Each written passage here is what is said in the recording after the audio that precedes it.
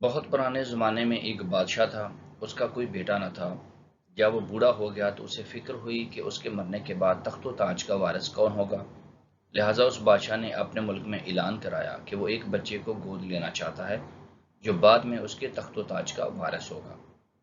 بچے کے انتخاب کے لیے یہ طریقہ بتایا گیا کہ تمام ملک میں سے کچھ بچے منتخب کیے جائیں گے۔ ہر بچے کو بیج دیا جائے گا۔ جس بچے کے بوئے ہوئے پودے پر سب سے خوبصورت پھول کھلے گا وہ بادشاہ کا وارث بنا دیا جائے گا۔ سونگچن نامی ایک لڑکا تھا۔ اس نے بھی بادشاہ سے ایک بیج لیا اور اپنے گھر آ کر ایک گملے میں بو دیا۔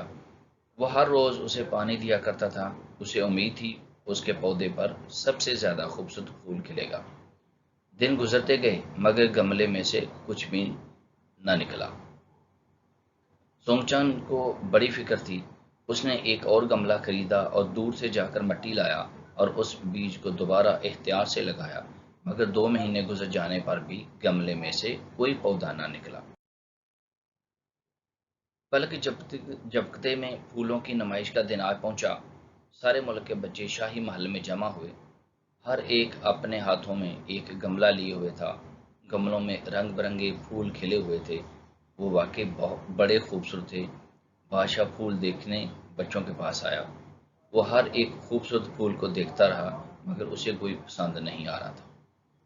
چلتے چلتے اچانک اس کی نظر سونگچن پر پڑی جو ایک خالی گملہ لیے سر جھکائے کھڑا تھا۔ سونگچن کے پاس جا کر رک گیا اور اسے پوچھا، بیٹے تم خالی گملہ لیے کیوں کھڑے ہو؟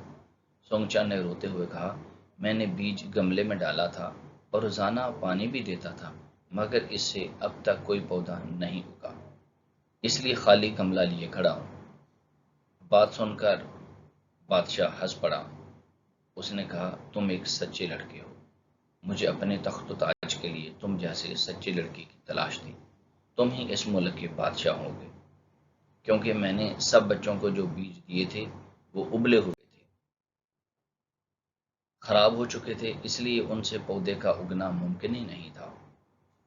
دوسرے بچے اس لیے خوبصورت پھول کھلانے میں کامیاب ہو گئے کہ انہوں نے اس خراب کی جگہ اچھے بیج بوئے ہوئے تھے، مگر سونگچن نے یہ غلط حرکت نہیں کی تھی اور جھوٹ سے کام نہیں لیا تھا، لہٰذا اسے سچائی کا انعام ملا۔